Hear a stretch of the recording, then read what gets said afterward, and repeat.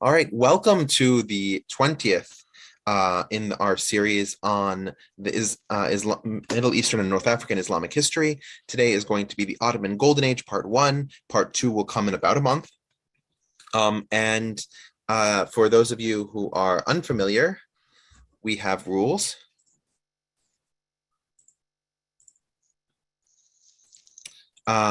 So the first rule is that this is not an academic presentation. I'm not accredited in history, religion, or any kind of academic degree that would qualify me for making this presentation, but this is a secular presentation that I'm doing based on my understanding as an amateur. As with everything, let's be respectful when we do these presentations, but despite my request for respect, please do ask questions, make comments, give clarifications. I personally prefer to interact with people, and if you have something to add or a question to ask, please do so. This will be a 101 and a 201, by which I mean if you don't know anything, I'll catch you up. And if you know something already, I'll probably tell you something you didn't know. This, like all 19 of the presentations before, wow, 19, will be available on Omnicarta, which is Zach's website, so you can watch them later. And without further ado, let's sort of get to everybody's favorite part, the quiz, to see what you remember from last time we met. So question number one, which of the following were steps that Sultan Mehmed II took in his siege of Constantinople? Choose all that apply.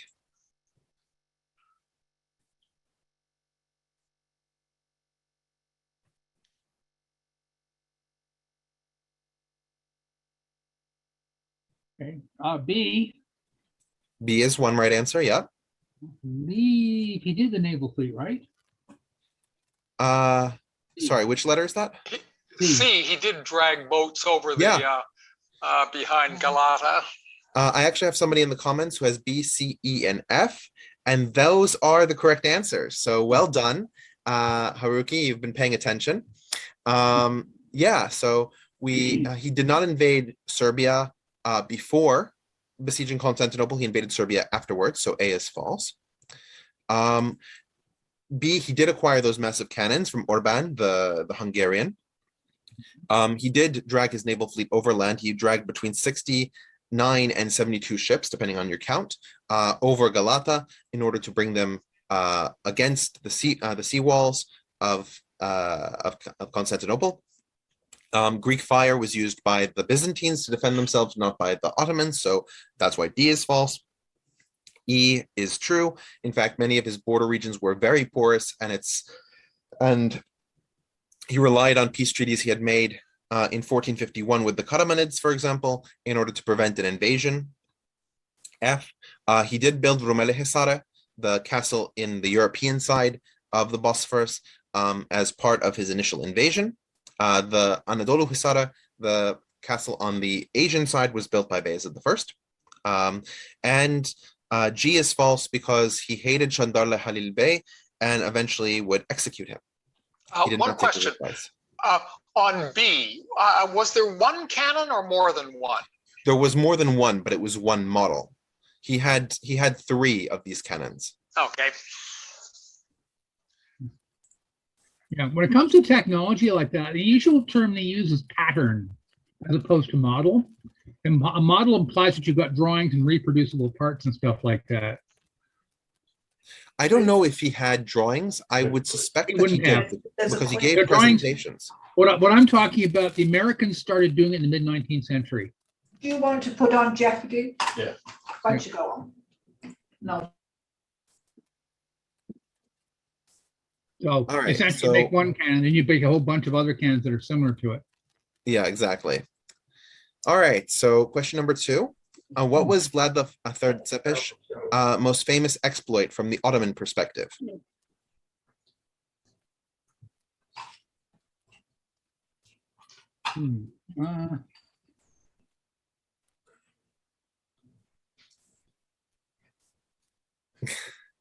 Rama is correct that the answer is B. Yeah. The victory at the Battle of Torches was against a set of unprepared Ottoman guards, and so Mehmed II did not find it terribly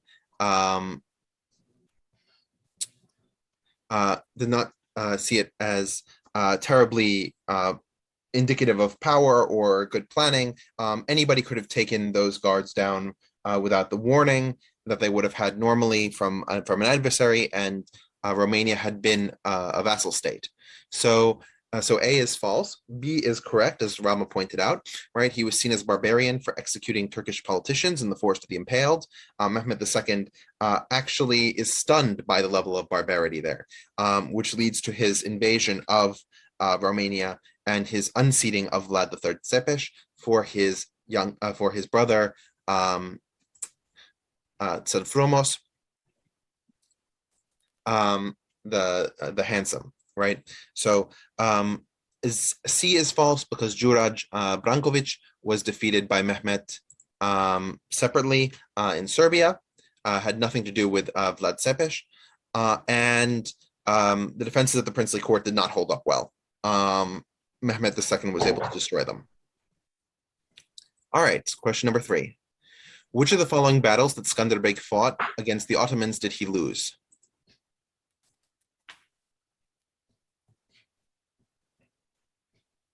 I call that G.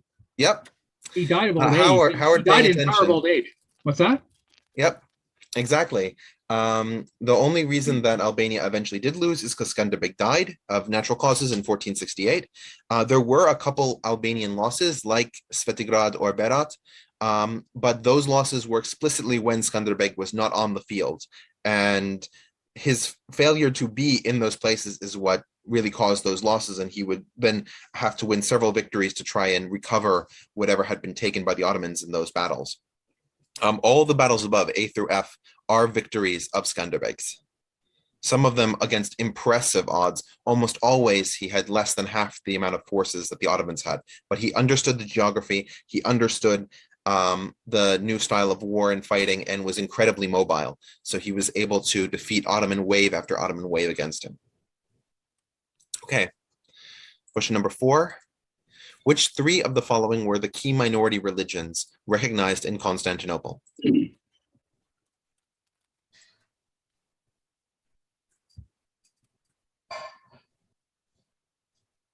Is this before or after the Turks took it?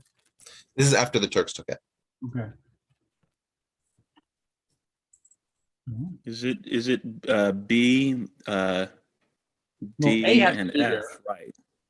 I have one answer in the comments, but it's not correct. Okay. Well, I think A's got to be one of them. A is one of them. F looks not bad. F is another one. Right. It's B, right? Nope. And H? Oh. Nope. It's a G, guys. It's G. Well done, Zach. Yes, it's A, B, and G. Sorry, A, F, and G. Wow, I can't speak today. It's A, F, and G, the Greek Orthodox, Rabbinical Judaism, and the Armenian Apostolic Church.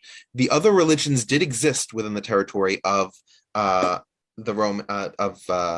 Ottoman Empire, especially, for example, you had the Genoese and Venetians in Constantinople who were Roman Catholics. You had Assyrians in some of the easternmost territories, especially the modern Turkish region of Mardin. You had Alevi and Druze. Alevi in the eastern territories, Druze in what's now Syria. That was outside of the empire at the time, but you had some Druze inside of the empire, and you had Karaites also within the empire. But the thing is that those religions were not recognized by having a chief of the religion appointed by the Sultan who would be responsible for that nation.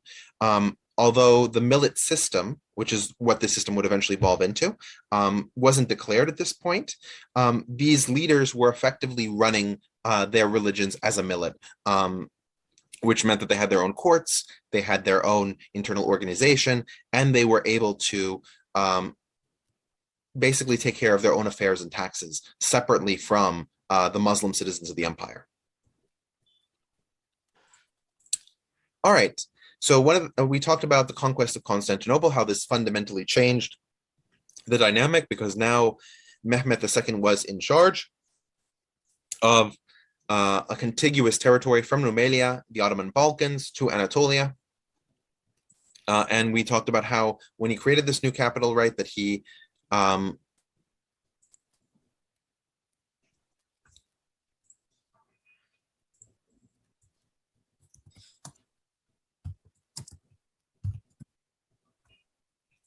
Are you there? Yeah, so that he had in this new capital, right? He deported people from all across the empire. You can see in the map in the upper left-hand side all the places that he deported people from to bring them to Constantinople, right? Because Constantinople had only 50,000 people when it had the territory and space for 500,000 to 1,000,000. And he wanted the best from all of the areas of the empire. The majority of people he deported were non-Muslims, especially Christians, but he did deport Muslims as well. For example, there's a district in Istanbul today called Aksaray, because almost all the people there originally were deported from the central Anatolian city of Aksaray, right? And we have these three millet leaders that effectively become the leaders of their communities. We also see that there's the beginning of religious tolerance. The first real religious tolerance of the Catholics proclaimed in law is from the Muslim side is here at Bosnia and at Sarajevo. Sultan Mehmet declared that the Catholics would have free access to their churches and they would not be compelled to leave their religion. That said, because of the religious policies and the economic policies that would favor becoming a Muslim, you did begin to see conversion in the Balkans towards Islam as soon as the Ottoman Empire began taking those territories. We also talked about how Mehmet II was expanding towards the east and was dealing with the White Sheep Turks, or the Akkoyunlu. And these White Sheep Turks and the Ottomans had a key battle at Otlukbeli, which was a victory. Now, one of the things that we didn't really mention was that Otlukbeli was one of the few battles that Bayezid II participated in before he became Sultan. And he was one of the key commanders in this battle, which gave him important military experience in terms of organizing the empire. It also meant that the White Sheep Turks would be destined to be defeated by the Safavids. That a lot of their military was fundamentally shaken by the Battle of Otlukbeli, primarily because Mehmet II was using at least primitive forms of arquebus and mobile artillery in this battle, as opposed to the Akkoyunlu, which were primarily using light cavalry, which had been the Turkish successful tactic throughout the Middle East for the last 500 years. We then finally left Mehmet II on his last invasion, his invasion of the Italian city of Otranto. That city was in the control of the Kingdom of Naples at the time. But Ottoman forces led by Gedik Ahmed Pasha were able to take the castle of Otranto and massacre the population there and create an Ottoman garrison.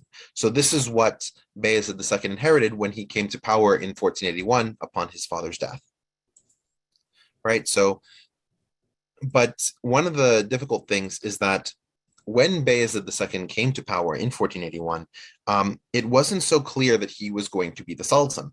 There was actually a race to the throne, not a metaphorical race, a physical get on your horse and go, because each of the sons of Mehmet II was governing a different city. So in order to become the next Sultan, you had to arrive in Istanbul and declare that you would be the next Sultan. Bayezid II was able to get to Constantinople first, but his younger brother, Shahzade Cem, in Turkish, the C is pronounced as a J, right? So Cem was also vying to become Sultan. And we begin to see that there's a difference in perspective between different elements of the Ottoman government. The Divan, or the parliament that we've seen before, is becoming more and more ritualized. And the Divan tend to prefer individuals that they can control, individuals that they can motivate to suit their own whims. And the Janissaries at this point and the rest of the military seem to want more effective and astute governing leaders. So the military sides with Sultan Bayezid, but Cem still has a lot of power of his own, and he's able to convince a number of the leaders in Anatolia to follow his lead. As a result, he even asks Sultan Bayezid if they can partition the empire, with Sultan Bayezid taking the European part and having Constantinople as his capital, and Cem taking the Anatolian part and having Bursa as his capital. Now, Bayezid II rejects this and goes to war with Jem, decisively defeating him and forcing him to flee to the Mamluks in Egypt. Now, this, of course, begins to create friction between the Ottomans and the Mamluks in Egypt. And already they were very close. They had a few Turkic principalities that were border principalities, sort of creating a buffer between them. So they didn't share any territory in common. But the Mamluks had supported the Karamanid in the past, and the Mamluks were directly reliant on the trade of slaves that came through the Bosphorus. So there was already the seeds of antagonism between these two parties. And in 1485, the Mamluks declared war on Sultan Bayezid, completely separate from any desires that Jem may have had to fight against Bayezid II. But his holding of Jem was certainly a motivator on the Ottoman side for engaging in the war. Seeing how difficult it would be to make peace with the Ottomans in 1491 without giving up Jem, they decided to do so. And so Jem was sent to Rhodes, which was controlled by the Knights Hospitalier, and he became their prisoner. There were additional moves that Jem would have to make, such as being lodged in Italy under the guardianship of the Pope, and being sent finally to the south of France. In fact, we have numerous journals from aristocrats in southern France about Jem and his life there. He was seen as very flirty, had a number of different women that he had liaisons with, but by and large, he was kept outside of Ottoman politics. But in order to do so, the Pope and the southern French demanded an annual tribute from Sultan Bayezid, which he paid dutifully until Jem died. And Jem's body was then sent back to Istanbul to be buried. Bayezid actually hated the fact that he had to keep paying this duty to prevent Jem from coming back and upsetting his rule. But he knew that the cost of allowing Jem to be able to return to Anatolia to bring some of those beys back into his orbit could mean the collapse of the Ottoman state. And so he felt that he was being extorted, but he had no other way. All right. Now, one of the things that we discussed with Sultan Mehmet was that he created a navy, and he created a simple navy in order to take a number of the Greek islands and also to prevent any kind of trade from occurring that would relieve Constantinople during the siege. That said, though, the navy that Mehmet had assembled was only the equivalent of the much smaller navies that Venice or Genoa could put to force. But the Ottoman Empire was a significantly larger power and therefore needed a significantly larger navy. So Bayezid II brought. I have a question here. Did the Ottomans control the Black and or Caspian Seas? The Black Sea was entirely within Ottoman control. If we go back a couple slides, you can see here that with the exception of those brown lands, which would be taken by Bayezid II and Suleiman I, almost all the Black Sea was surrounded by territories controlled by the Ottomans, and the Ottomans actually called it our lake. They controlled the Crimea through the vassalship of the Crimean Khanate, and they controlled the southern and western sides through their actual directly controlled territories. So the Black Sea was certainly a huge part of the Ottoman Empire's ability to control trade in the region and a place where they would need to station their navy. In terms of the Caspian, the Ottoman Empire only had borders on the Caspian Sea for intermittent periods. It was a functional supply line issue, and we're going to sort of address that when we get to Selim, but they never had a navy that was on the Caspian Sea. It was simply, they didn't have time to construct it while they owned the territories that would border it.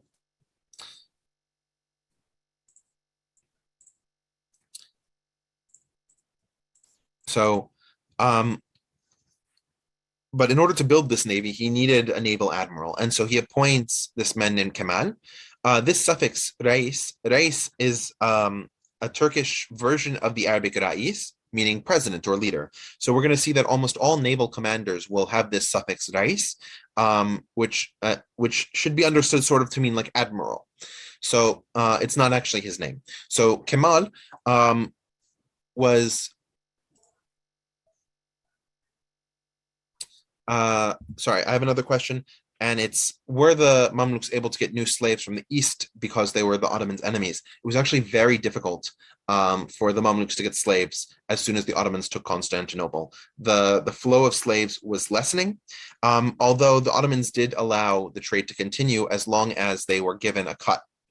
But the Mamluk Sultanate, as we're going to discuss, really requires slaves in order to keep regenerating new rulers and maintain control. So the loss of effective trade with Crimea and with the Russians, who would supply many of these slaves, was a huge weakness for the Mamluks.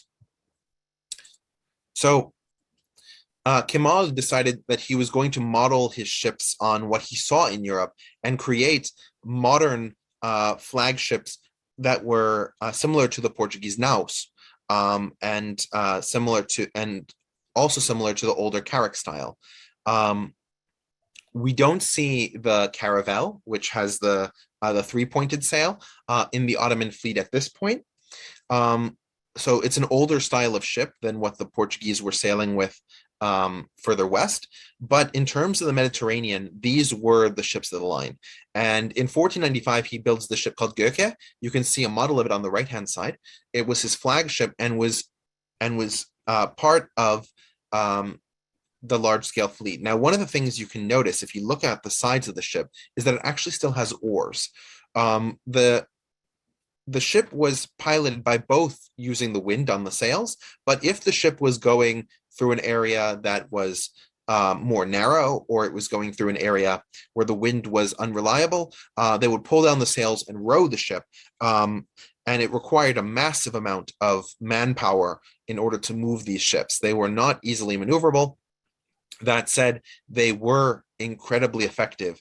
And so Bayezid II was responsible for engaging with the Venetians at the Battle of Zonchio, which is very close to Pylos in the Peloponnesus.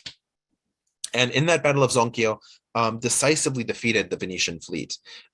It was a massive victory for the Ottomans. In many cases, they had taken Greek islands without much in the way of naval fighting, but now they had ships that were able to achieve that. Another interesting thing that we see from the Turkish Navy is that we begin to see a penchant for map making. If you look in the center, the area to the upside, if you want to call it that, of the brown line is land, and the area to the south of it is sea. And this is actually the southeastern coast of Spain, with the city of Granada surrounded by those multicolor hills. It's a map drawn by Kemal's nephew, Ahmad Muhyiddin Piridais, who's probably the more famous naval commander. He served under Suleiman the Magnificent. And Ahmed Piridais drew maps of almost all of the Mediterranean, giving clear cartography to Ottoman sailors in the Navy. And of course, this Navy would see use not only in military affairs, but also in civilian affairs. So it allowed Bayezid II to have meaningful relations with the now failing the Emirate in Granada, right? That's that last Spanish Islamic state. But they were unable to send.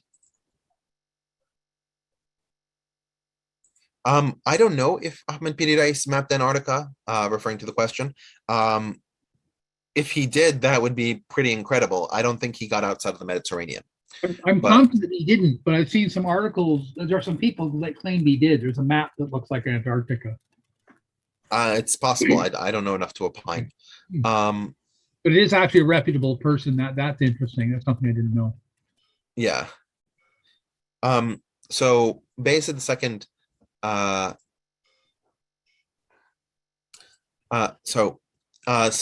still in the navies. There were several other European navies that were active at the time. The biggest two, of course, were Venice and Genoa. Those navies were huge in the Mediterranean. Increasingly, as Spain reunifies, right, because we're in the 1490s, so Spain is now about to defeat Granada and take control of the entire Iberian Peninsula minus Portugal. The Spanish and Portuguese navies begin to have control over the western part of the Mediterranean. But really, the Ottomans convert, over the next century, the Ottomans convert the Mediterranean into effectively their sea through the construction of this navy.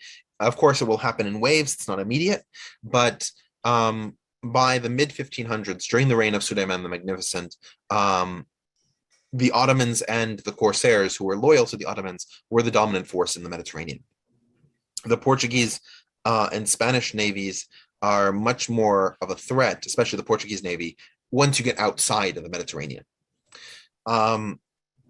So we're talking about in terms of Spain. So Spain, right, we remember that in 1492, Granada fell. But before this point, Granada had sent emissaries to try and communicate with the Ottomans, to try and create some sort of Ottoman League defense of the territory. The Ottomans sent some soldiers, but it was very little and it was very late. So they really could not stop Queen Isabella and King Ferdinand from unifying the Iberian Peninsula. That said, the Ottoman Empire sent Kemal Reis with a number of ships to the eastern coast of Spain in order to pick up the Jews who were now being forcibly expelled under the Edict of 1492, right, that would begin the Spanish Inquisition. And Bayezid II made it very clear. Sorry. Yes, in 1492, you had the discovery of the Americas as well. But in terms of the Ottoman effect, the Ottomans weren't terribly interested in the Americas. And we're going to talk about that more when we talk about Suleiman the Magnificent, like why that happened. And because at this point, the discovery of the Americas was a who cares sort of moment in the Middle East. Like, you found an island all the way over there with strange natives. Like, what's the point? So in terms of his relationship with Spain, Kemal Reis sent his ships to Spain to pick up these Jews and bring them back to the Ottoman Empire. He saw that they were incredibly skilled and gifted within their societies, and Bayezid II thought it was hilarious that the Spaniards would get rid of such useful subjects through their ejection, right? And so Kemal loaded up the ships and brought them in. Bayezid II welcomed some of the Jews who arrived. He settled the majority of them in the city of Thessaloniki, which is in modern the Ottoman Salonika, which is in modern-day Greece. But a significant portion of them also came to Istanbul and to other cities along the Aegean. These Jews were Spanish-speaking Jews, and they preserved their language, which is a Jewish form of Spanish called Ladino. It is still spoken by the small Jewish population in Turkey today. And Bayezid II is famed to have remarked, they consider Ferdinand of Aragon to be so wise, but how can they say he is wise when he gives of his best subjects to me? The exact quote nobody knows, but there are different versions of this quote that sort of hang around, and it's widely attributed to the Ottoman Empire. One of the interesting things for those who study sort of the comparative treatment of different religious groups in the Ottoman Empire is that even in the height of the Armenian genocide, Ottoman leaders were still very philo-Semitic and saw themselves as Jewish protectors, even as they targeted Christian minorities for violence, right? Because they saw the Jews as fundamentally loyal and not nationalistic, whereas the Christian minorities were seen as nationalistic. Obviously, we're going to discuss this a lot more when we get to the discussion of the Armenian genocide, but this should always sort of be held in your head that these minorities are not all seen as a monolith. Each of the minorities under its own governance was seen differently. And the leader of the Jews in Constantinople, and therefore throughout the entire Ottoman Empire, through the organization of the Jewish community, was Chacham Basha Moses Kapsale. And Moses Kapsale was the Chacham Basha, or chief rabbi, for nearly 4 decades.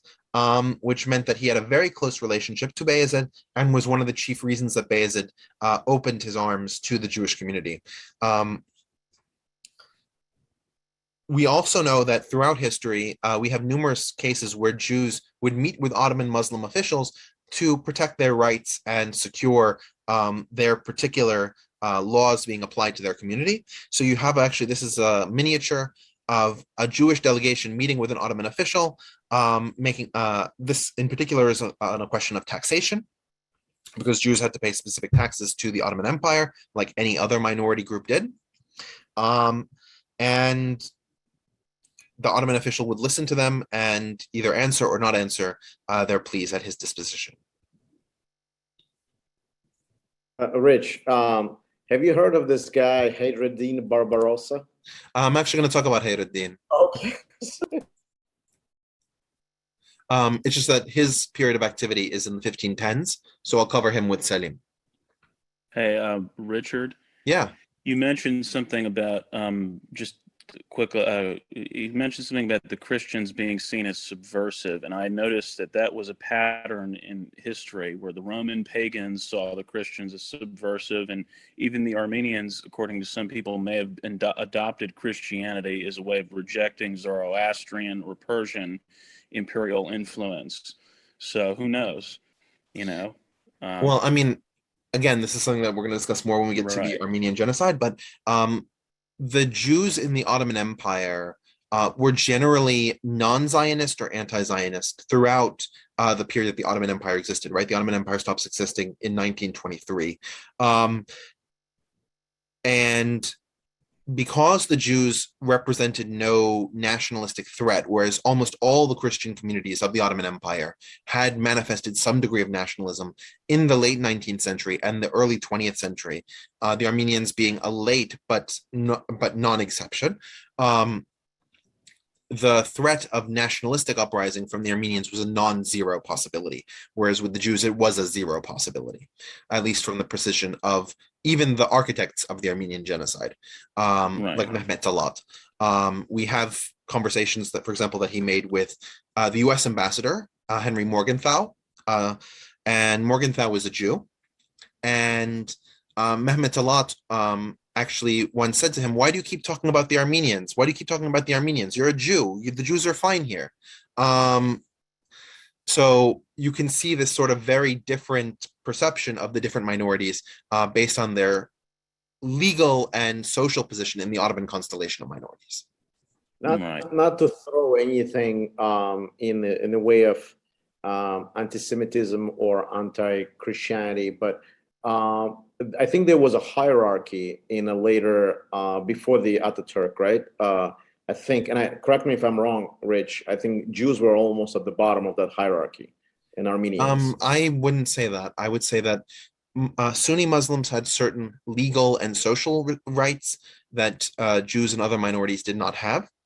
But to the extent that the other, in terms of the relationships between minorities, there were those that had recognized official millets, like the Jews, like the Greek Orthodox, like the Armenians, like the Roman Catholics at that time, right, in the later Ottoman Empire. There were other, the Assyrians finally got a millet in the mid-1800s. There are a number of these that had their representation. And then there are what we can call, right, the post-Islamic religions, right, the ones that we've seen before, like Yarsani, like Alevi, like Alawi. All of these religions did not have representation, and their practices were either staunchly opposed to the degree that the Ottoman Empire directly controlled those areas, or only given the freedom to exist in areas where the Ottoman Empire control was weaker because of indirect rule. And of course, we'll get to that when we get to more modernity. But I wouldn't say that Jews were at the bottom. In fact, Jews were among the minorities doing relatively well in the Ottoman Empire. Okay. So at the same time that we've had all of this Ottoman development and we've had this Ottoman navy really developing in the Mediterranean, we have an expansion of Portuguese power throughout the world, and especially in the Indian Ocean, which is key. So in the late 1400s, the Portuguese round the Cape of Good Hope and arrive in India, right? That's the voyage of Bartholomew Diaz and Vasco da Gama after him. Bartholomew Diaz doesn't go all the way to India. Vasco da Gama does. Bartholomew Diaz was in 1498. I think Vasco da Gama was 1499 or 1500. Regardless, the Portuguese now show up in the Indian Ocean with powerful sailing ships. You can see from the design that they're actually very similar to the Ottoman ships. We don't see a lot of caravels moving in this area. We see these much larger ships. And the first thing is the Portuguese run up the coast of Western Africa. You can see on this map, you have Mombasa labeled, but Mombasa was one of 15 city-states that line the African coast. These city-states collectively are called Azania, and the Portuguese arrived there and bullied these rich African leaders through the power of their ships and modern artillery. Especially those that were further south, like Kilwa, which was at the edge of Azania from the north and south, which meant that it could trade with India. It was just far enough away from India that trade with India was still possible, but close enough as well to the inner territories, what's modern day Zimbabwe, where gold was manufactured. So you can see in this picture that's sort of a creation of modern understanding of what Kilwa and Kilwa's Sultan would have looked like when the Portuguese arrived. Now, after their dealings with Azania, they began to directly attack India, which was a huge problem for the Mamluks. And this is why.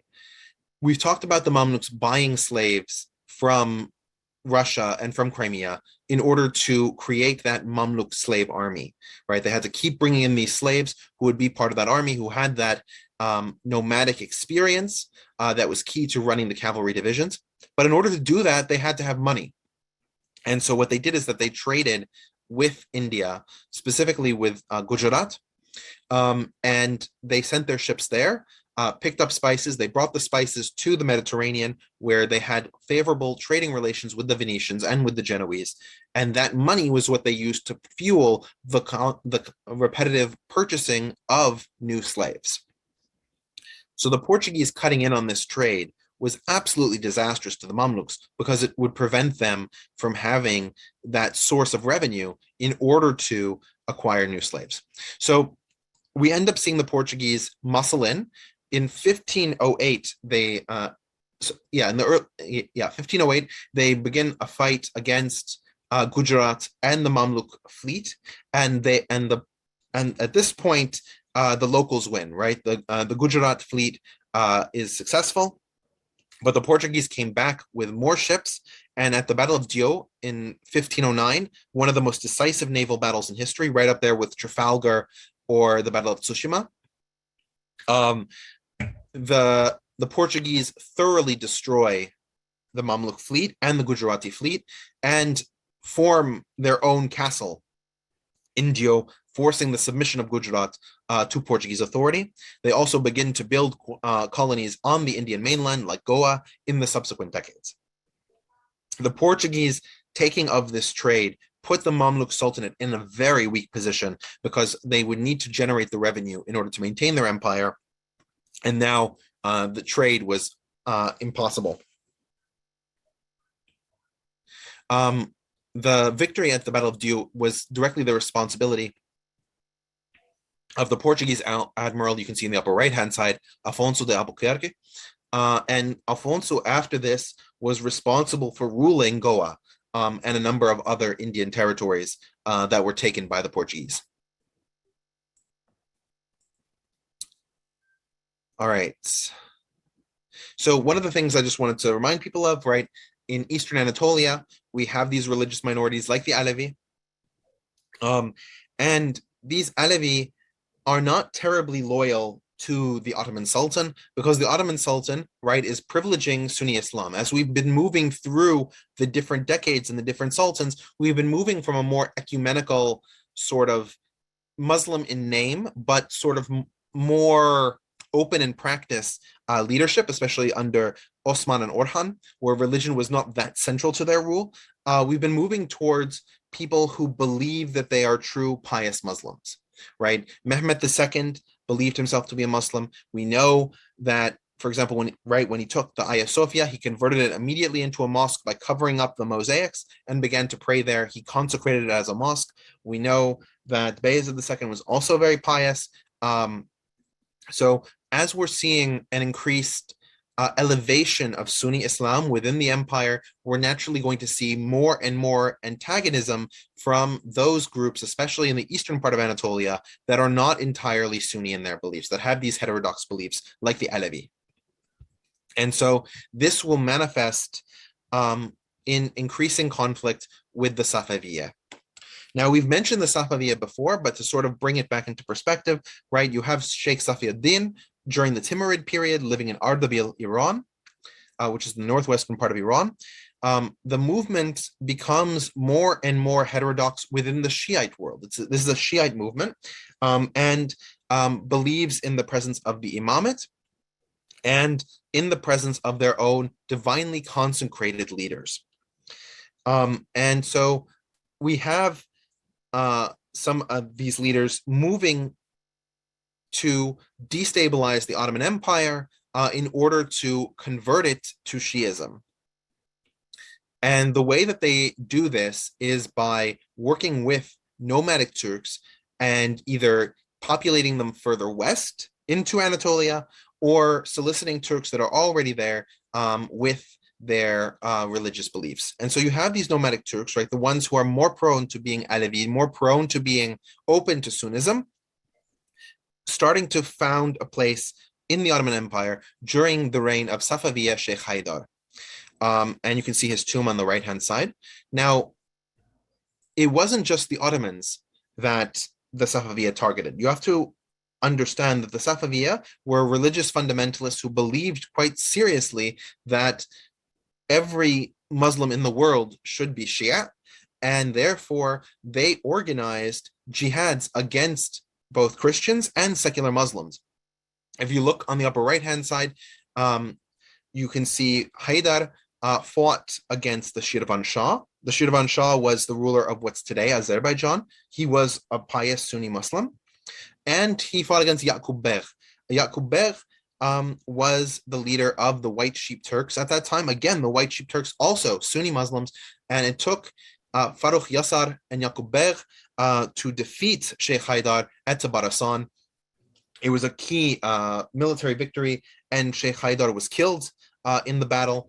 But his son, Ismail I, was able to gather his forces and more effectively militarize these Turkic groups throughout Anatolia. I have a comment here that says both the Alevi and the Safavids are esoteric Islamic groups influenced by Sufism and other mystical or occult practices. That's absolutely correct. They're related to each other in some way, but they also have key differences in terms of their organization and the rest of it. But because of their similarities, they're more inclined to align with each other than with the Ottomans, who are increasingly Sunnifying. Now,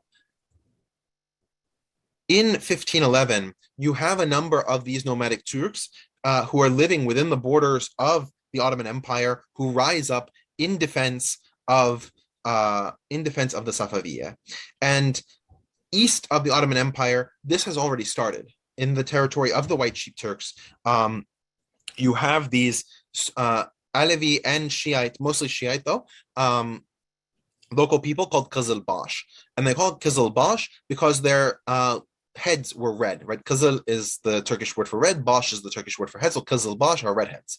And so these Qizilbash became almost like became a local fighting force, and they deeply destabilized the White Sheep Turks, leading to Ismail's expansion into the territory of the White Sheep Turks with astonishing speed.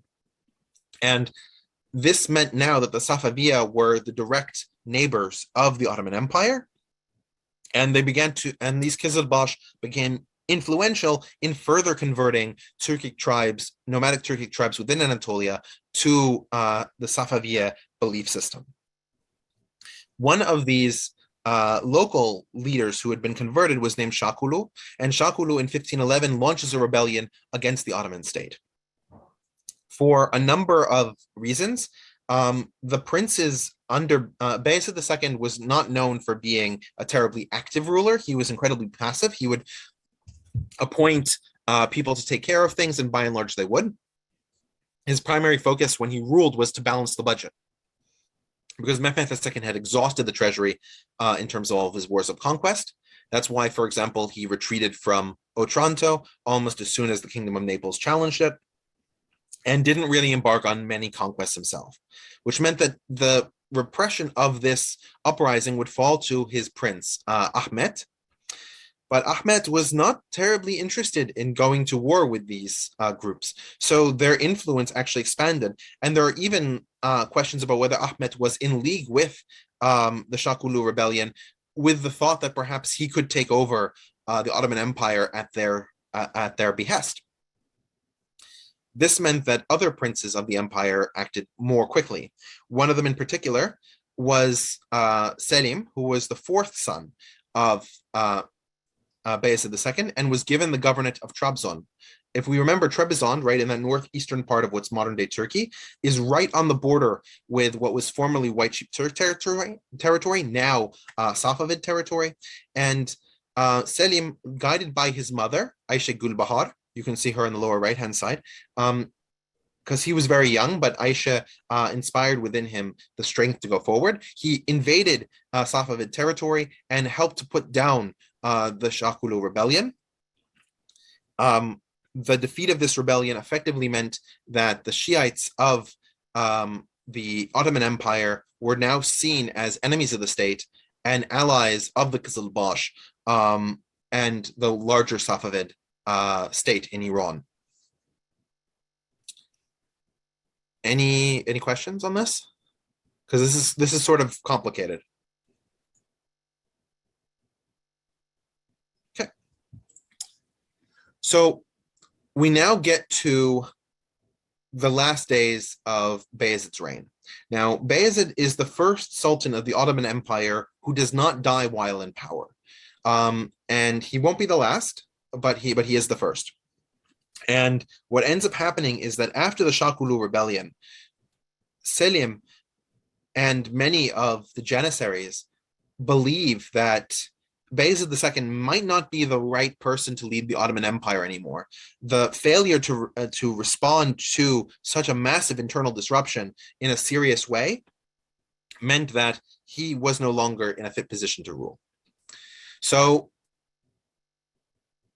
Selim gathers his forces and actually fights his father at the Battle of Urashdere, which is in eastern Thrace. It's close to the city of Edirne now, Adrianople. And at the Battle of Urashdere, Bayezid II is actually able to defeat his son Selim, and Selim retreats back to Trabzon. But even though he wins, the military is still deeply unsatisfied with Bayezid II. And when Selim decides that he's going to overthrow his father once again, the military sides with him. Now, Selim is at a distinct disadvantage. We've mentioned before that the tradition in the Ottoman Empire that's sort of becoming more and more ritualized is that the sons will literally race to Istanbul in order to claim the throne of their father. And Ahmed was in a better position, just physically speaking, because his territory of governance was Amasya. And if you look at the map, Trabzon is further east of Amasya and directly went through Amasya in order to get to Istanbul, which meant that Ahmed would have a quicker way of getting to Istanbul and claiming power than Selim would. Knowing this, and knowing that he did not want Selim to succeed him, Bayezid II sent a message to Ahmed to come to Constantinople as quickly as possible and take the throne from him. Ahmed complied and came to the edge of the city of Istanbul. Now, if we remember, right, Istanbul is on the western side of the Bosphorus, so you have to cross the Bosphorus in order to get to Istanbul. The Janissaries blocked Shahzadeh Ahmed's path in order to prevent him from reaching the Sultan, and gave Selim enough time to ride to Istanbul, to Constantinople, in order to unseat his father, force him into retirement, and take the Sultanate. He then met with Ahmed and expelled him from the country. The Janissaries were absolutely key in making sure that Selim became the Sultan, and the reason that they chose Selim over Ahmed was that they saw Selim as a military leader, direct and responsible, and they saw Ahmed as a person who favors luxury above all else and could be bought to support any side in a conflict, making him very disloyal and unhelpful in the larger Ottoman growth and development. So in 1512, Selim has now taken power from Bayezid II. Bayezid II goes into retirement for 2 years and dies in 1514. So there are a few things I want to sort of point out about Selim's character. The first one is his Ottoman epithet is Yavuz. And this is often translated into English as grim, but it's not a good translation of the meaning. I don't think there's a word in English that really captures it. For those who are familiar with the Russian titles, Ivan Grozny in this sense has the same meaning as Yavuz does in Turkish. And it sort of comes down in 3 distinct sort of paths. The first one is that it means resolute, in the sense of he would not let others shake his will. He would persevere and defend. He was a fighter. He was a brawler, and that he would stand his ground against any and all opposition. So that's the first. Richard, Yes. Grozny could be probably the better translation to English would be terrifying, or Well, that's another meaning, right? Right. Is that he's very domineering and controlling, Right. and that he bends others to his will, right? This sort of right. terrible aspect. And the third one is he had a fiery temper. He was absolutely incorrigible to work with unless you agreed with what he said and what his vision was. He was easily roused to violence, and there was a curse that existed while Selim was in power of, may you be the next Grand Vizier, because of how many Grand Viziers he had executed for failing to accommodate his orders and desires. And Ivan Grozny was very much in this same mold of being resolute, domineering, and fiery. It just doesn't translate into English. We don't have one word that encapsulates this sort of essence. And that really gives you sort of an insight to Selim's character and his personality. Selim was also known for not dressing very well. He would often show up in a disheveled appearance. He wouldn't comb his hair. He wouldn't wear the finest robes. In fact, we have comments of him talking to his son, Suleiman, who will become Suleiman the Magnificent, saying, Suleiman, why are you taking all these clothes? There'll be nothing left for the women, because of how fanciful his son would dress. So we have this sense, and several of his courtiers actually came up to Selim and asked him why it was that he would dress in this way. And he said, if anybody is looking at me long enough to see how I'm dressed, they're not looking down at the ground in fear of my nature. So I would worry less about how I'm dressed and worried more about how sharp my sword is. And Selim always carried a sword with him. He was very much a military man, and his sword is still kept in Topkapı Palace. You can see it on the lower left-hand side. Another, Selim, like the sultans before him, was also well-educated. He loved writing poetry. And you can see in the center, this is one of the many poems that Selim wrote. His themes tended to be closer to violence and nobility than, for example, he didn't write as many love poems as Mehmet II did. But he definitely did write poetry, and he was skilled with the Persian language. And finally, to sort of see a window into Selim's sort of behavior, we have the story of the gift boxes exchanged between Selim the First and Ismail the First of the Safavids, of the Safaviya. Ismail the First sent a gift box to the Ottomans, and he put in this box a number of fragrant items, but below all these fragrant items was crap. And of course, enraged by this behavior, first of all, Selim murders the Persian diplomat who brought the box, but then he sends another box back with Turkish delight inside of it and gives it to the Persian delegation. And he says to them, I send you what I eat from my court. I assume you sent me what you ate from yours. So he had this sort of very sort of witty, but also very violent and very angry sentiment in terms of how he engaged with others. And that's really key to understanding what he was and who he was. I have a question about whether Persian was the language of the Ottomans. The Persian was always seen as the language of administration. In private communication, the Ottomans would speak Ottoman Turkish to each other, and they would speak Ottoman Turkish also to the Janissaries, but Persian was the language of administration, the language of culture, and when you would write, you would generally write in Persian, especially if it was literary. Yeah. So one funny thing, we starting with Mehmet II, we have portraits of the Ottoman sultans done by Europeans, and almost always they have something slightly wrong with them.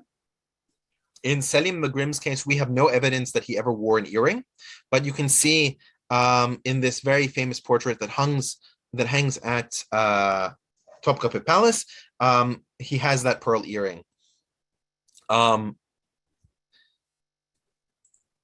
And as the comments note, Ismail the First of the Safavids was also a Turkic speaker. He was Azerbaijanis will say that he is Azerbaijani. Whether or not he would have understood that ethnic concept is questionable. But he was definitely a Turkic speaker as his native language, but he also spoke Persian as his dominant court language. And so communication between these two rulers was often in Persian, perfectly understandable between both of them. Now, I wish I could find this map in English, but I can't. So this is an Arabic map, and I'll sort of take it apart here because it's really important to understand what's going on with this map in order to know what the war with the Safavids actually came to. So, of course, the territory in green is the Ottoman Empire. The territory in orange is the Safavid Empire. The area in light green is the Mamluk Sultanate. And between the Ottoman Empire and the Mamluk Sultanate, you can see in red the Dulkadirids, and the yellowish gray color, the Ramazanids. Both of these were Turkic tribes that were vassal states of the Mamluks. Now, in the area that is sort of cross-hatched, orange and white, those are the the East Anatolian states, which include Kurdish states, Armenian states, and other small kingdoms in that area. They had been part of the White Sheep Turks until very recently and were in hard to access territories. So while the Safavids claimed control over them and the Ottomans did not claim control over them at this period, they were not truly Safavid controlled territories. And the area inside the circle is Chaldiran, which you can see in the picture in the lower right-hand side, in terms of the battle that took place there. So when Selim came to power, he wanted to extend his ability to trade with India. And so it became increasingly clear to the Safavids that he would move against them, both because Ismail had infuriated him with the box of crap, and because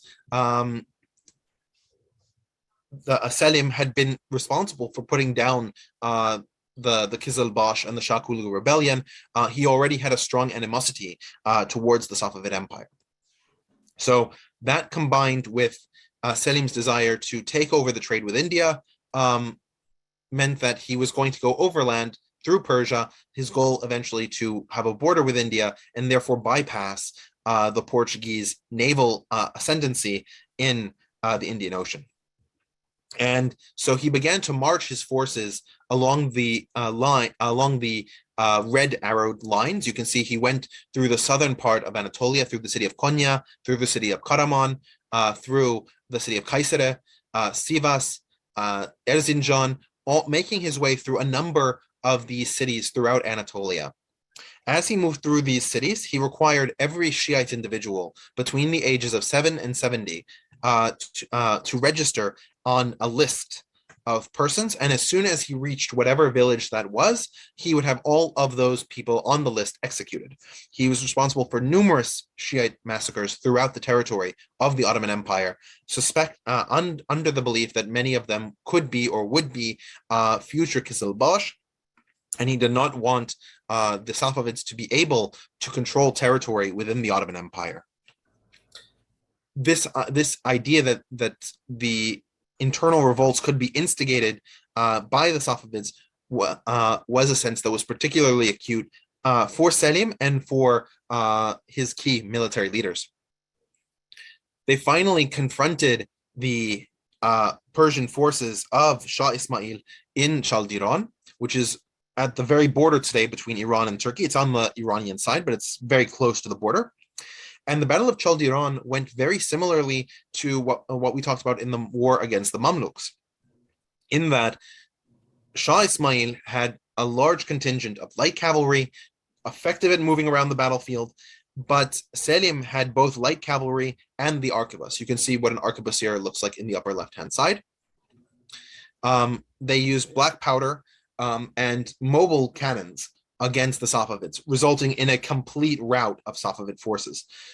Because of the fanaticism of the Safavids, we even have cases of women taking up arms in the Battle of Chaldiran against the Ottoman forces, because these women were religiously motivated to take part in the battle. Shah Ismail fled the battle. He did not retreat to his capital Tabriz, which was very close to Chaldiran, because he couldn't defend it, but instead went to the city of Khoy, and then from Khoy he went further east into his empire. One other thing that's worth noting is that prior to this invasion, because the Safavids were aware that the Ottomans would invade, they made 2 diplomatic attempts to try and defeat the Ottomans before this war would come about. The first one was that they reached out to Venice and a number of other European powers to try and create a coalition that would come at the Ottomans from both sides. The Safavids found that in the early 1500s, the conflict between the European powers themselves, especially over the colonization of the Americas, was much more of direct consequence to them than the goings-on in Persia. And so they refused to provide a fighting force that could unite with him against the Ottomans. The second is that he actually met up with Shehzadeh Ahmet, right? That's that prince that Selim defeated in order to prevent him from becoming the Ottoman Sultan. Ahmet went to the Safavids in 1513 and got himself a retinue of horse riders in order to try and retake the Ottoman Empire. Ahmet, in this case, was lured by Selim to a place of Selim's choosing. Selim sent him letters from those leaders in the Divan that Ahmet believed would be loyal to him. By falsifying those letters, Selim was able to draw him to this place of his choosing, and he assassinated Ahmet for treason. All right, so as a result of the war with the Safavids, Selim took Tabriz, which had been the capital of the Safavid state, and went into the Masjid-e Jomeh. And the Masjid-e Jomeh is the chief mosque in the city of Tabriz, as it was in that time. I don't know if this is exactly how it looked at that period, but this is the mosque as it is now. I have a question as to whether the Sunni or Shiite Muslims were massacred. The Safavids forcibly converted a number of Sunni Muslims. They didn't engage in that many massacres. They engaged in some, certainly. Within the Ottoman Empire, it was the Shiite Muslims who were massacred and the Sunnis survived. So, in fact, during this period is when we see the homogenization, maybe we can say, of the Muslim community in Iran being majority Shiite and the Muslim community of the territories that would become the Ottoman Empire, with the exception of Iraq for reasons that we'll get into as we move into more modern periods, almost all Sunni, right? This is where some of that comes from. When Selim got to Masjid al-Jumeh, one of the first things he did was the invocation of the four rightly guided caliphs. And this is something that we haven't discussed. We'll discuss it more when we talk about the Safavids. But the Safavids under Ismail introduced the practice of cursing the rightly guided caliphs, saying that Abu Bakr, Omar, and Uthman, the first three rightly guided caliphs, should not have been in power over the Muslim community, that they were completely illegitimate, and therefore their name should be cursed, and only Ali, the rightly guided caliph that the Shiites revere and venerate, only he should be praised.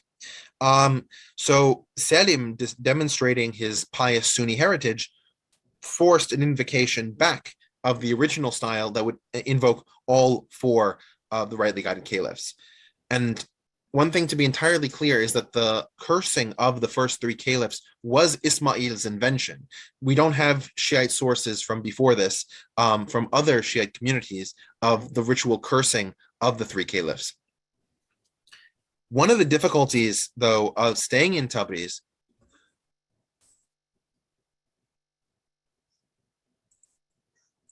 I have a comment that an effigy of Omar is still burnt annually in Iran today. Yeah, this is exactly where it comes from. One of the things that Shah Ismail did as he retreated was that he scorched the earth behind him, making it very difficult for the modern army of the Turks to of the Ottoman Turks to maintain their position in Tabriz. Now, this is because, right, the Ottomans now have a modern army. They have arquebusiers, primarily represented by the Janissaries, you can see on the right-hand side. With this scorched earth, they can't afford to feed them. They can't afford to march forward. So as much as Selim wanted to continue his conquest of Iran, possibly take Isfahan, the Janissaries told him quite directly that if he were to do such a thing, that they would rebel, and rebel hard. They wanted to go home. They wanted food. And there are different historical analyses as to why the Janissaries were so unwilling to try and go forward. The scorched earth is one. The Europeanness of the Janissaries was another one. A lot of the Janissaries were the Janissaries, as we know, are the sons of Devshirme, right? They're coming from the Balkans. These are almost all Europeans. They're not familiar with this kind of weather. They're not familiar with this kind of climate. And they're just not happy being in the Middle East.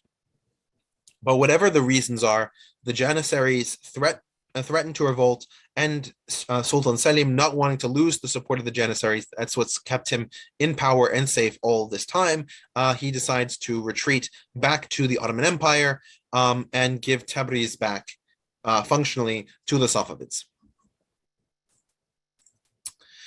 So once on his way back, he sent a portion of his force directly to Istanbul, and the remaining portion, he actually went through some of those intermediate territories. If we remember from this slide, right, we have those territories of the White Sheep Turks that the Safavids had laid claim to, but had not been able to really enforce that claim. Selim decides to enforce his claim over them. So the first place that he goes to is Hasan Kef. Hasan Kef was a fortress built by the Arabs almost 900 years ago at this point. So by this time, it had become a dominantly Kurdish fortress. There were also Armenians and Assyrians in this area, but the Kurds were the ones who were militarily dominant. Sultan Selim went to Hassan Kaif and got the submission of the Kurds, some through fighting, some through peaceful negotiations. He also took a number of Armenian majority or Armenian plurality cities in the territories of Greater Armenia, which was in White Sheep Turkic hands, but were areas that Selim knew relatively well from putting down Kizilbash that had been there. And then he turned to the Dulkadirids. Now, Dulkadir, Dulkadir, or in Arabic, the Al-Qadir, Dulkadir was ruled by a leader named Bozkurt Bey. And Bozkurt was, as I said, a vassal state of the Mamluks. And so when Selim ordered him to join him in his attack on the Safavids, he politely declined. The Mamluks and the Safavids had a functional alliance, even if they weren't direct allies. Bozkurt blamed it on his old age, and he wouldn't allow Ottoman forces to traverse the territory. At the same time, he allowed raiders from his own territory to attack the Ottoman cargo train. So Selim decided to get his revenge and engaged with Bozkurt at the Battle of Tournandag. And Tournandag, you can see, or Tourna Mountain, you can see the mountains behind this local Turkish tourist. It's a very hilly, mountainous terrain with lots of greenery. At that battle, because of the mountains, he was able to surprise Bozkurt's Dulkadirid force and completely defeat the Dulkadirids, bringing them into the borders of the Ottoman state.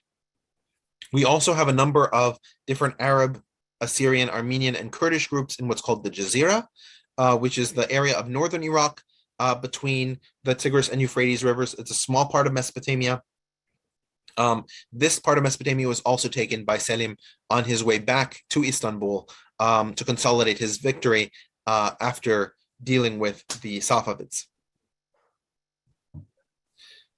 The defeat of the Safavids at Chaldiran was so spectacular that the Safavids did not challenge the Ottoman power in the region for nearly 2 decades, I think. Yeah, until the 1520s.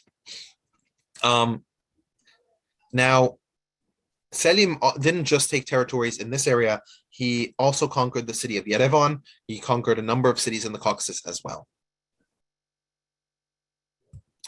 So now we move from his war against the Safavids to his war against the Mamluks. And we can see that if we look at the map here, that his forces first go down the Levant, and you can see the navy also follows them.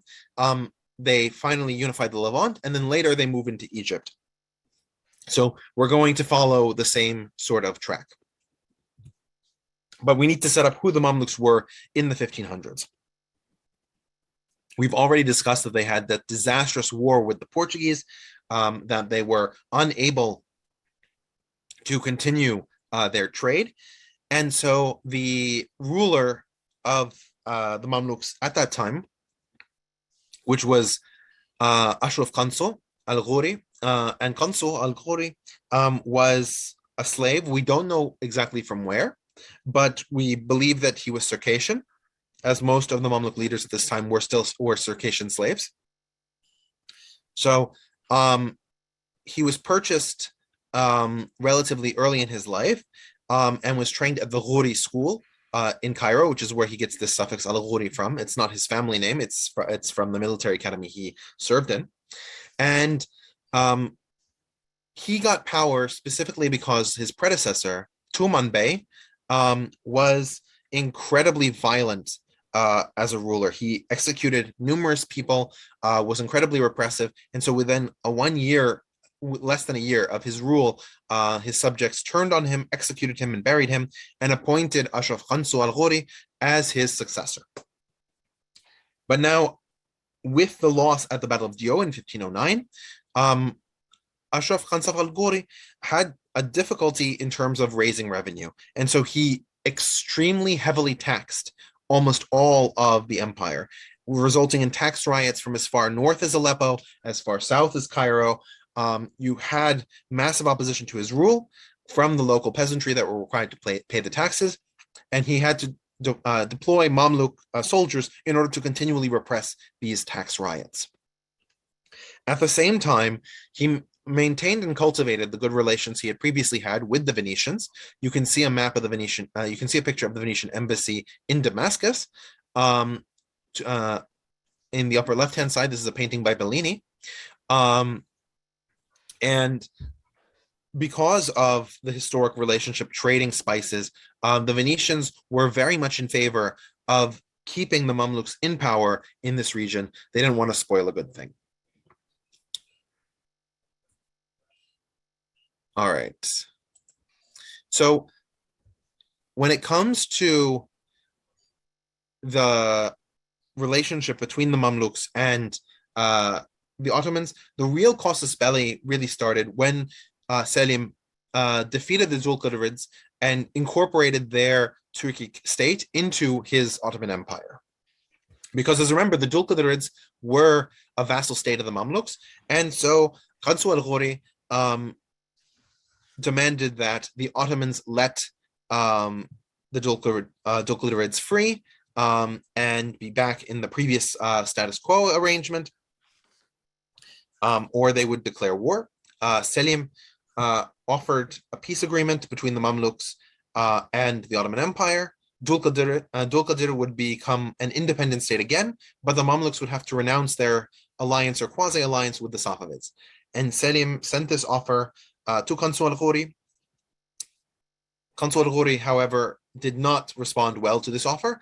Instead, he decided to bring an entire retinue of his leading officials on a march from Cairo to the border with the Ottoman Empire, all the way up through the Levant. He brought drummers, dancers, even the Caliph al-Mutawakkil III with him up from Cairo. And this entire parade of pomp and circumstance was to accompany his message that no, he would not accept Selim's offer, and Selim would have to understand that the Mamluk Sultanate would use any power necessary to control its territory. So Selim responded in kind, and in 1516 engaged in the Battle of Marj Labik. Marj Labik, similar to the Battle of Chaldiran, was a smashing Ottoman success. The key benefit, of course, that the Ottomans had were those arquebuses and mobile artillery. It completely smashed the Mamluk position in those Syrian mountains and left open the majority of the Levant region to come into the Ottoman Empire. So Selim, after winning at Marj Labik, goes to the various Ottoman cities, the Mamluk cities, and talks to the local emirs or princes. On the right-hand side, we can see Amir Khalid Bey, Cherkesi. This is a Turkish emir over the city of Aleppo. And Selim sent his forward guard to Aleppo. They were received by the prince honorably, and Khair Bey Cherkesi signed an agreement with Selim to submit Aleppo to the Ottoman Empire without bloodshed. We see a similar thing happening in Damascus, where Amir Fakhreddin also opened the gates to Selim without a fight of any kind after the Battle of Marj Labik, and thanked Selim for the redress on taxes. In fact, he further told Selim to be strong and courageous and continue his march further south and liberate more territories. In this same time, because of the Battle of Marj Labik, most of the people in Qansu al-Ghori's retinue were captured by the Ottomans. And this includes the Abbasid Caliph, al-Mutawakkil III. Now, one of the things we mentioned is that in 1258, the Abbasid Caliphate in Baghdad was destroyed, but one relative of the Abbasid family was brought to Cairo by the Mamluks and had stayed in Cairo all this time, from 1258 to 1516. So this was the last Abbasid Caliph, and the Ottomans put him under house arrest in Damascus under Amir Fakhreddin's supervision.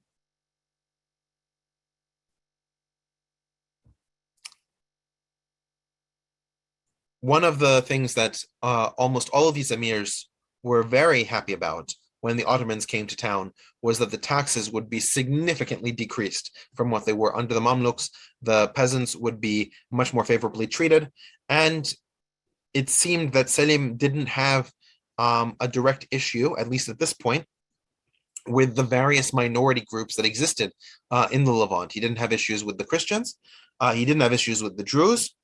And he didn't have issues with the Jews. So by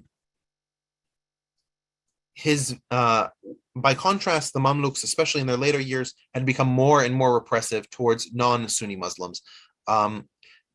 There's a debate as to why Selim treated these minorities well. The possibility, the general consensus is that he didn't see them as aligning with the Kizilbash, and they were not Shiites in name.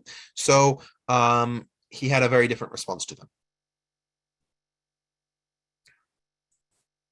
So after taking Jerusalem, Selim sent another offer to the Mamluks. Kansu al-Ghori had been killed in the Battle of Marjdabiq, and so it was the final sultan of the Mamluks who took power at this point in Egypt, and this is Tuman Bey II. Selim sent a letter to Tuman Bey demarcating a border between the Levant and Egypt as a future border between the Mamluks and the Ottomans. From Selim's perspective, the possibility of a Mamluk-Safavid alliance was now effectively thwarted, right? Because now the Mamluks and Safavids share no border. And he was willing to let the Mamluk Sultanate survive. Tuman Bey II, we don't know to what extent he was willing to accept this offer. We know for sure that the reason he did not accept the offer is because there were numerous emirs in Egypt who refused to accept it, and they pressured him, but we don't know whether without that pressure he would have accepted or not. Regardless, because of these emirs, Egypt remained in a state of war with the Sultan of the Ottoman Empire. Now, Tuman Bey II wanted to erect a defense at As-Sahiliya. At As-Salhiyya. Yeah, there we go. As-Salhiyya, if you look at the map, is actually very close to the edge of the desert of the Sinai, which would mean that after that it would be a very effective place to repel an Ottoman invasion over the Sinai, because the Ottoman horses that would cross it would be fatigued, so would the soldiers be, and they would need the water of the Nile to refresh. As-Salhiyya would prevent access to the Nile and therefore catch the Ottomans in a very difficult and precarious position. It would also keep fighting away from Cairo. And from a strategic point of view, this was the correct tactic. The emirs of the Mamluk Sultanate again overrode the will of Tuman Bey II and decided not to fortify As-Salhiyya, but instead to meet with the Ottomans at Raydaniya. Now, Raydaniya, as you can see from this map, is basically on top of Cairo. It's just to its east. And around Raydaniya were the Muqattam highlands. You can see from a picture, this picture has south on the upside. So the Muqattam highlands are to the south of Raydaniya. But Raydaniya was a very sophisticated fortress and had massive cannons built into its sides, which would mean that any direct attack on the fortress would be defeatable. And therefore, the Mamluks the Mamluk emirs who proposed this believed that the Ottomans could be stopped at this position. Now, the thing is, though, that Selim also had scouts, and he could tell what this position was and that these cannons were immovable. So he decided to move to the Muqattam highlands, which is to the south, as I said, of Raydaniya, to avoid these cannons and attack from this highland perspective. You can see in the upper right-hand side, Selim monitoring the battle over Raydaniya from the Muqattam. Afterwards, he had his soldiers advance into Cairo and monitored that battle. And the battle in Cairo was an incredibly grueling fight through the streets of Cairo. It looks very much like modern urban warfare, especially since this is one of the first battles in the Middle East with, or at least this part of the Middle East, with gunpowder. So you're moving through a massive city, shooting different groups. It was an incredible amount of chaos and difficulty, but eventually the generals returned to Salim, telling him that Egypt was now under his control, that Cairo was now his. And so he marched into the city and proclaimed the end of the Mamluk Sultanate. Tuman Bey II escaped the city and began a guerrilla campaign in the Giza Plateau. He was eventually found by Ottoman forces and hung. And you can see a picture of the hanging of Tuman Bey II.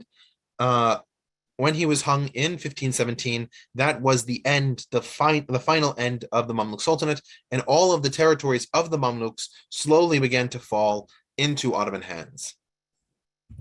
This was particularly acute in the Hijaz. The Hijaz being that region of Saudi Arabia that borders the Red Sea, and in Yemen. In 1516, entirely separate from Selim's invasion of Egypt, Mamluks invaded Yemen to take advantage of a Yemen internecine conflict between the Zaydi Shiite Imamate and the Tahirid dynasty. Now, these two groups were fighting in the highlands of what's now North Yemen, around the city of Sana'a. And the Mamluks took advantage of this fighting in order to conquer the territory. When Cairo fell, and they could see that Ottoman troops were approaching from the north, Alexander the Circassian, or Iskender Cherkesi, of the Mamluks who were stationed in Yemen, decided to throw in his lot with the Ottomans. And there were a few reasons for this. The first is that the Ottoman forces would have crushed anything in Yemen. But secondly, and more importantly, the point of the Ottoman expansion into the Hijaz and into Yemen was to counter the Portuguese, which had been the huge enemy of the Mamluks anyway.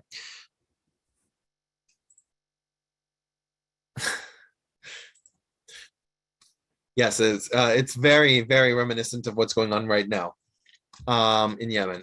But so the Ottomans, when they arrived in Mecca and Medina, they met with the Sharif of Mecca, who was Abu Numay II. And Abu Numay presented him the keys of the city, making for the first time Mecca and Medina under the control of the Ottoman Sultanate.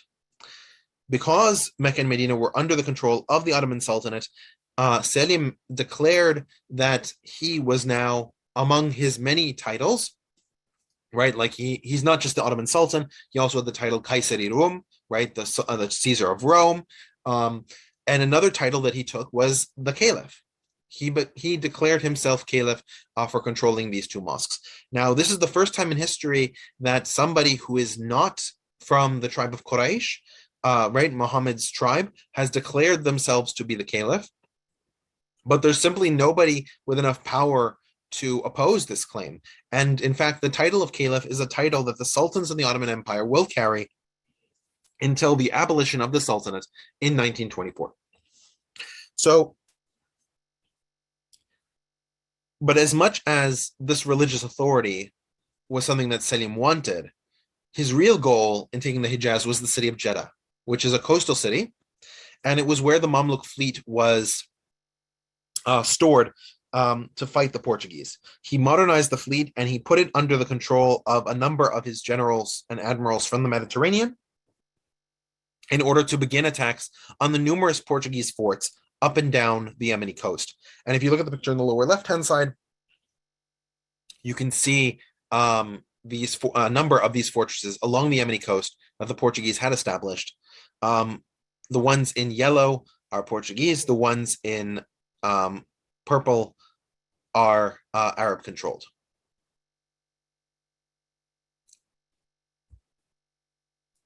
In terms of the success of these attacks, that will happen, and we'll discuss it more when we talk about Suleiman, because Selim's not alive to see the success or failures of these attacks. So, as I said, Selim I returns to Istanbul and in the Hagia Sophia declares that he is the new caliph. He also begins to reorganize the divisions and sanjaks that would exist in the Levant and Egypt. Right, he's redistributing the former Mamluk, now Ottoman territories that are there. As a general matter, he would respect the princes that surrendered to him, but at the same time, he wanted to have a more uniform distribution and also to more effectively reward a number of the janissaries in his corps. He also had a new Grand Vizier. As I said, he killed many of them, but Piri Muhammad Pasha al-Jamali was his longest serving and most beloved Grand Vizier, although the bar is not set that high. He was responsible for inculcating the sense of the caliphate as well as reorganizing these territories in the Levant and in Egypt. In order to cement his claim to the caliphate, despite not being from the tribe of Quraysh, Sultan Selim brought a number of relics from Mecca and Medina to Topkapi Palace in Istanbul in order to show his connection to Muhammad and Muhammad's family. And so you can see, for example, these are two swords that he brought from Mecca that were from Muhammad's period. The swords themselves are that old. The cases are of Ottoman design because the cases they were originally in were decaying. But regardless, the Ottomans had now instantiated from a religious perspective that they were the center of the Islamic world. Now, some parties in the Levant were not terribly excited by the prospect of being under foreign rule, and especially when their territories were cut into by this new redistricting initiative. Now, we don't have any pictures of Nasruddin ibn al-Hannash, but he would have looked very similar to Sultan al-Atrash, who you can see in the lower left-hand side. And Nasruddin ibn al-Hannash was a Druze leader based in the city of Sidon in southern Lebanon today, but he controlled castles and fortifications in what's now southern Lebanon, northern Israel, and southwestern Syria. He rallied with him 4 other Druze princes to support his rebellion and try and reclaim a degree of autonomy. He was supported externally by the Venetians, who believed that they would have a better trading relationship with an independent or autonomous Druze state than they would with the Ottoman Empire, given their historical animosity with the Ottomans and the naval battles like the Battle of Zonkio that we talked about. So, Selim imprisoned a number of Druze princes and marched his army down to put down this revolt. The Ottomans won battles in quick succession against Nasruddin. The first palace that fell was the fortress of Safed, which is in the modern Israeli city of Tzfat, or Safed, in northern Israel. He also attacked fortresses in Damascus, and made sure that Nasruddin ibn al-Hannash was defeated and executed. One of the things that is a consistent theme among the Druze in the Ottoman Empire, starting from this point, right, because this was really the first time that the Druze and Ottomans had direct contact, is that the Druze are living in a mountainous territory that is difficult for the Ottomans to administer. So oftentimes the Ottomans will grant the Druze princes significant amounts of autonomy in order for them to, as long as they submit to the Sultan. And that is actually what happened in this case. After Ibn al-Hannash was removed, Druze princes that had been jailed by Selim were released and given control of these territories, provided that they gave their unfailing loyalty to the Ottoman Empire, which was the case. And the Druze would control these areas periodically into the 20th century, which is why, for example, when the French carved up Syria, they created what they called Jabal ad-Duruz, or Druze Mountain, in southwestern Syria. So to answer Zach's question from before, so far we've talked about the land campaigns of the Ottoman Empire, but it would be remiss to not talk about the sea campaigns. And one of the things to take into account is that not all of Anatolia have been brought under Ottoman control. The peninsula on which Halikarnassus, now the city of Bodrum, sits was under the control of the Knights Hospitalier, who had built Peter's Castle. And that castle, you can see the remnants of it. It was taken by Suleiman without firing a shot a few decades later. But that castle was made with the ruins of the mausoleum of Halikarnassus, and effectively held off Ottoman incursions into the peninsula during both Bayezid II and Selim the Grim's reign. Although Selim the Grim, before he died, was trying to put together a force to take the peninsula. In order to make the money to sustain this position, the Knights Hospitalier began raiding commercial ships of the Ottoman Empire that were in that general area, which led to Selim commissioning a group of the Navy in order to deal with this. And the two, there were originally three brothers, but one of them died very early into this. So the two brothers that survived were Admiral Oruç and Admiral Hizr. Hizr is also known as Hayr ad-Din or Barbarossa. We're going to talk about that. Now, these two brothers were responsible for fighting against the pirates operating out of Rhodes and out of Peter's Castle in Halikarnassus in order to secure Ottoman shipping. Once they were able to defeat that fleet, they began to expand further westward. And they ended up forming a base at the island of Jeddah. You can see it on this map here in the circle just east of Tunisia.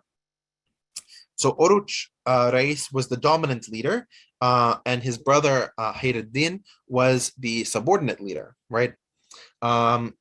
Oruç engaged in a number of activities once he got to this area in the Western Mediterranean. He raided Italian, to the extent that we can use that term anachronistically, French and Spanish shipping, and brought those goods back to Jerba. Now, one of the other things that he did was that this was a beginning period of persecution for the Muslims of Spain. Now, we talked about the expulsion of Jews, but the Muslims were generally not touched by the expulsion orders designed for Jews in 1492. In 1497, Portugal expelled both its Jews and its Muslims, and Spain followed suit in 1536 with a formal expulsion. But there was a slow wave of increasing anti-Muslim sentiment. These Muslims in Spain were called Mudechar, and these Mudechar were taken by Oruç Reis and brought to either Jeddah or to Algiers, which you can see in Algeria. Algiers was taken by Oruç as a secondary base of operations, and these Mudechar were incredibly loyal to him. They called him Baba Oruç, meaning Father Oruç, but Baba Oruç was misheard by the Italians as Barbarossa, right, Redbeard, which is how he got that name. So Oruç Reis from Algiers was able to conduct these raids against the Spanish. At the same time, the Spanish were expanding their influence into northern Africa. They had unified the Iberian Peninsula and began landing forces at Melilla and at Oran in modern Algeria. Melilla is still Spanish, but it's bordering modern day Morocco. It's interesting, we actually have conversations from the Treaty of Tordesillas when that was being negotiated between Spain and Portugal, right? They divided the world between them in terms of which country could colonize where. The territories in North Africa were on the Portuguese side of the line. So there was actually a specific carve out for Melilla and for Oran to allow the Spanish to take these territories in North Africa and not run afoul of the Treaty of Tordesillas. So by rescuing all these Mudechar, now Oruç Reis was able to establish his own fighting force, his own piracy force, and be a serious threat to the Spanish and the Italians, French and Italians, he converted over 30 ships to his own and populated them with sailors loyal to him. He was also able to take the city of Oran from the Spanish and unseat the Zaynid power in the majority of their territories along the coastline, especially in Algiers, which became his capital city. He then won a stunning victory that allowed him to take control of Tlemcen. And with this, the Spanish king, Charles V, actually made an alliance with the Zaynids to take Tlemcen back. Tlemcen had been the capital of the Zaynids. And so this combined force of Spanish soldiers with nomadic Amazigh Berbers attacked Tlemcen, and after putting the city under siege in 1518, Oruç tried to defend the city as best he could with these Mudechar soldiers. He was eventually killed, and the siege fell, with Tlemcen reverting back to the Zaynids. With Oruç dead, Khizr became the dominant of the two brothers because he was the only one alive, and he got the title Hayreddin and inherited the title Barbarossa, even though it was his brother that had originally gotten the name. Hayreddin continued to control significant portions of the Western Mediterranean for another few decades. However, he knew that by himself he wouldn't be able to oppose the Spanish-Zaynid alliance, and so he reached out to Selim to annex his territories into the Ottoman Empire, and that's exactly what happened. Khizr Hayreddin was considered an Ottoman governor of the new Ottoman province of Algeria, and but from a functional perspective, Khizr Hayreddin was able to organize his own rule and developments, but he had the protection of the Ottomans and he had their financial backing. All right. So now we finally get to the death of Selim I and the accession of Suleiman. So we don't know exactly what Selim was intending, but we believe he was probably going to go to a war with Hungary in early 1520. And on his way there, just west of the city of Istanbul, in the modern city of Çorlu, you can see on the map in the lower left-hand side, physicians found that just below Sultan Selim's shoulder, a massive boil or cyst had begun.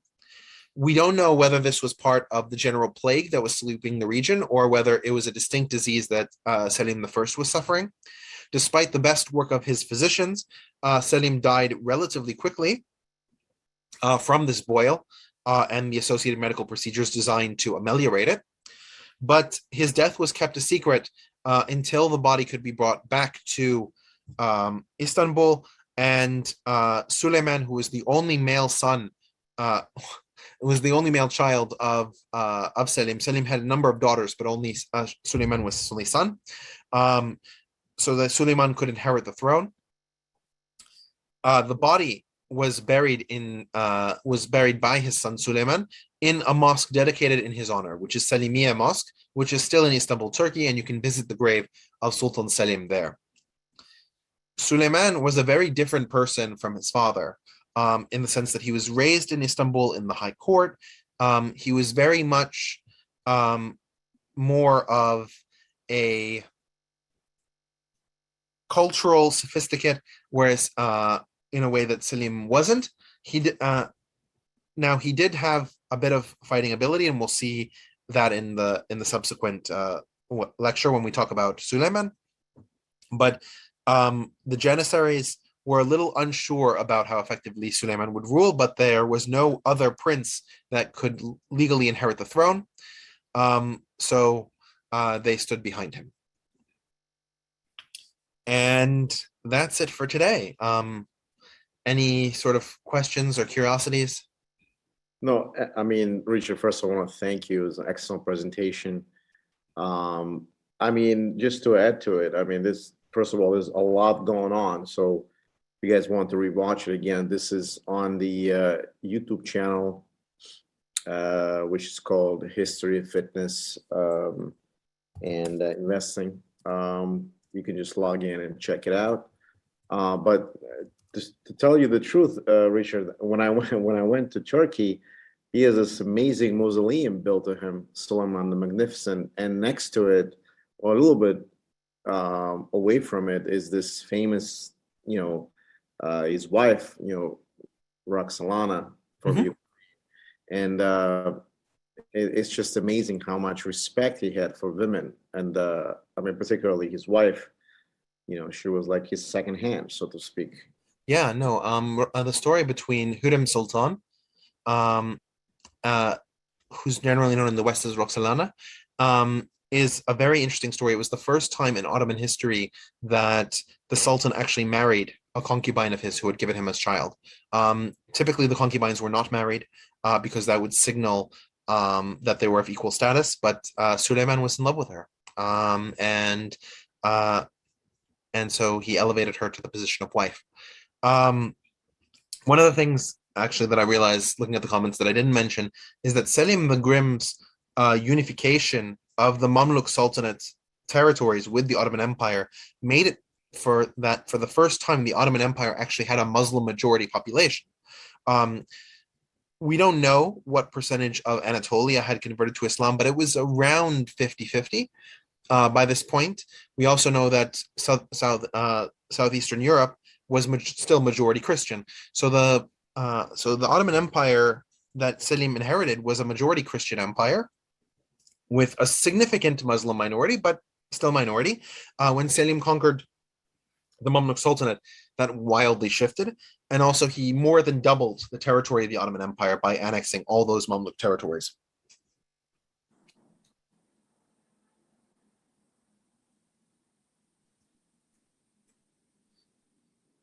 So I guess next time I see you, it will be for the Safavids on the 8th of January.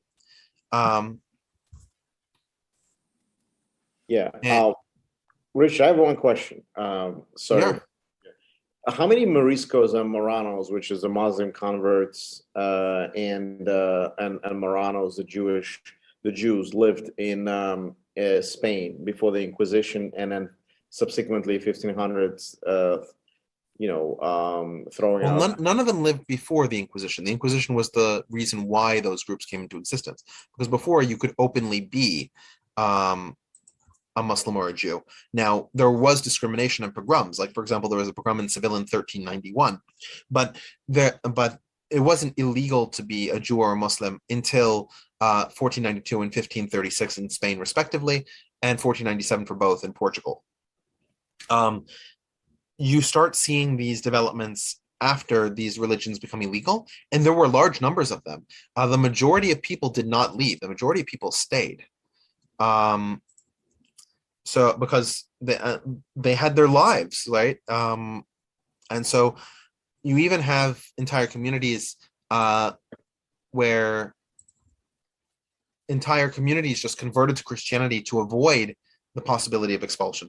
So the percentage of Jews and Muslims that left was actually probably smaller than those that stayed. But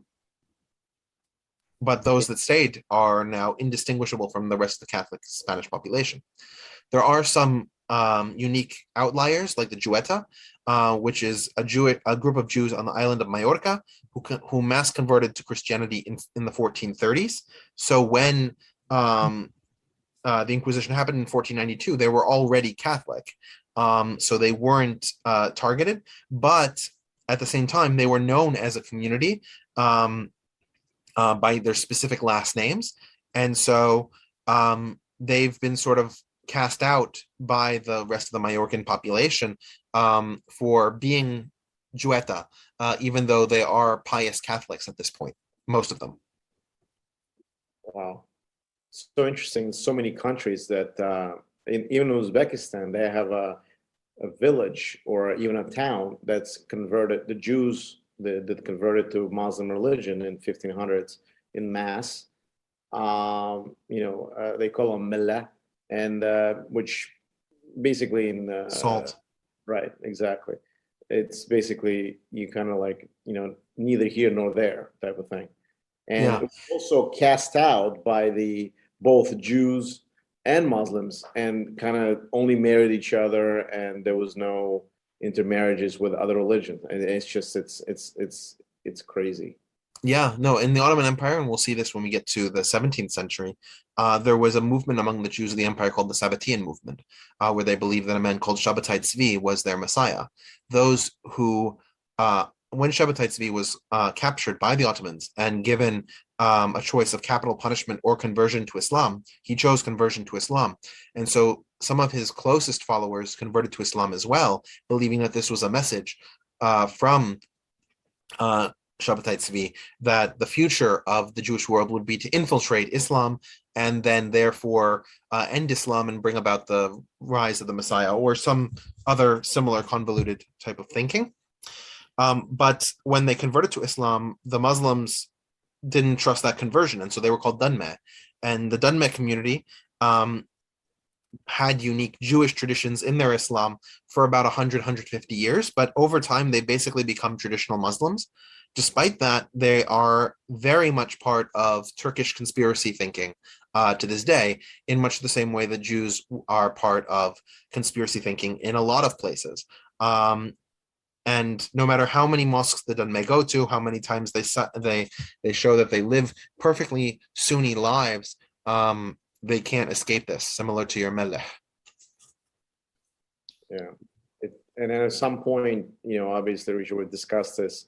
We kind of like we'll do Jews around the world, right? So type of thing. All the Jews from even the small conclaves. I mean, not now. Maybe sometime like in summer, maybe past summer. Bukharian Jews, Karaites. You mentioned Karaites today, and people, also want to know what they are. Kipchaks and all. I mean, Kipchaks. Shit. Yeah. You know what I mean? So, the name is escaping me at the moment. Khazar. Yeah, Khazars, and we should definitely do. We'll do Kaifeng Jews, Yemeni Jews. I mean, everybody is just so unique. Jewish diversity. Ethiopian Jews, exactly. I mean, there's a big interest, obviously. Yeah. Like no, I mean, the thing is that a lot of Jewish education and teaching, especially in the United States and in the Anglophone world, in Israel as well, unfortunately, is Ashkenormative. Right, that Ashkenazim are the majority of Jews, and that their experience as Ashkenazi Jews is somehow normative for the Jewish experience.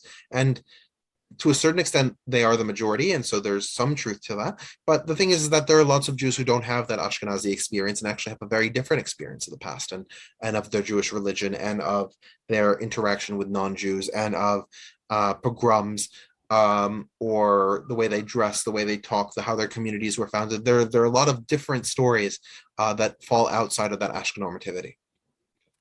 Yeah. All right. I'll end it with that. I appreciate Richard. You made this amazing presentation. Thank you everybody for joining. And tomorrow we're doing the Muslim Jesus. So do join us. If not, then this is going to be probably our last presentation tomorrow for the new year. Everybody have a happy new year. We have an in-person event on Saturday, and on Friday we're doing preview to the in-person event, going to the Whitney Museum of Art in New York, and then we'll go to the restaurant called Sveta, which is the cosmopolitan, kind of like Russian restaurant, modern Russian restaurant. So with that, I want to wish everybody a nice evening. Have a nice new year, all your holidays, whatever you celebrate, new Christmas, old Christmas, whatever it is. And I hope you guys enjoy this. Visit our YouTube channel. Check it out, see what, things you like, you may not like, give advice. And we're also looking for presenters. Richard was one of the presenters, and now he's a regular and one of the co-founders of the group. And so let me know what you guys want. Ancient world, modern world, medieval world. If we didn't present something, it's all open book. You guys want to talk about certain king, queen. You want to talk about the women in Egyptian, as Egyptian pharaohs like Nefertiti and Cleopatra, let me know. I mean, things like that. Anything is open. We're a history group, but we take, and there's going to be a great discussion, as you can see. So drop me a line, send me my email is zakar40@hotmail.com. I can post that on our meetup. If not, I want to wish everybody a nice evening, and I'll see you next year if you're not joining tomorrow. Thank you. Oh, by the way, tomorrow, please join a little earlier. We have over 100 people, and my Zoom can only handle 100 people because not that I'm cheap, but it's very expensive at this point. I don't have enough subscribers to afford it yet. But we will stream it on YouTube as well. So don't feel slated. All right. And thank everybody so much for all the kind words. And again, I look forward to doing this again in the new year. The first 3 are already set, and based on our comments today, I sort of am putting together an idea of how I'm going to move through the next 500 years. Right, a lot of fun stuff to cover, a lot of really interesting stories, just like what we talked about tonight. Thank you. And don't be afraid to ask questions. We are not here to judge anybody. We're all amateurs. There's some invitees I have, the professionals, the teachers, and people that write books. I'll have that in the future. But obviously, Richard is a little bit above everybody. No, but I do agree. Like I really like the fact that so many people were asking me questions today. So many people were interested in this topic. That makes my job a lot more fun, right?